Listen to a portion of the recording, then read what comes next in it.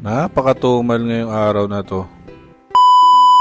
Gandang araw mga bossing, for today's video dahil sa sobrang tumal pati pagtitempered kinakagat ko na. Kahit pa isa-isang daan to, kahit pa paano dagdag pa rin kita. Siguro naman, di lang naman ako nakakaranas ng tumal ito. Halos lahat naman siguro nagninegosyo. Kung mga bilihin sobrang taas Kaya kailangan natin gumawa ng paraan. Kailangan natin gumawa ng diskarte. Kailangan natin ng ibang sideline o kaya kailangan natin ng ibang source of income. Kaya kahit ano na lang, basta legal na pagkakakitaan, go lang ng gulang yan. Maliit man ang tubo, pag naipon yan, dadami din yan. Ganun naman talaga sa buhay. Kailangan lang natin dumiskate kaysa magmumukmuk tayo at panay ang reklamo kung anong meron tayo. Kumilos na lang tayo, gumawa na tayo ng solusyon, mag-isip na lang tayo ng mga paraan, paano natin masusolusyonan yung mga problema natin, lalo sa mga financial kasi halos lahat naman ng tao nakakaranas yan ngayon.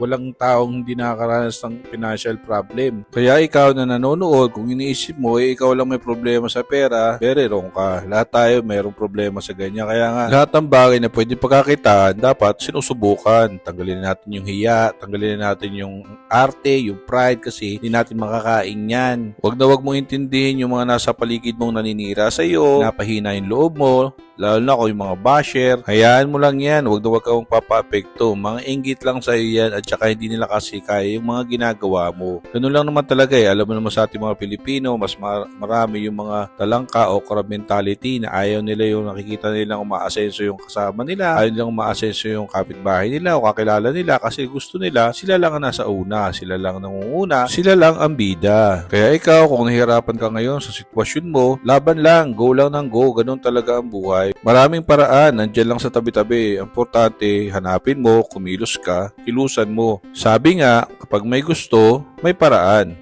Kapag ayaw, maraming dahilan. Kaya hanap na ng mga paraan, mga bossing. So hanggang dito na lang muna mga bossing. Salamat sa panonood.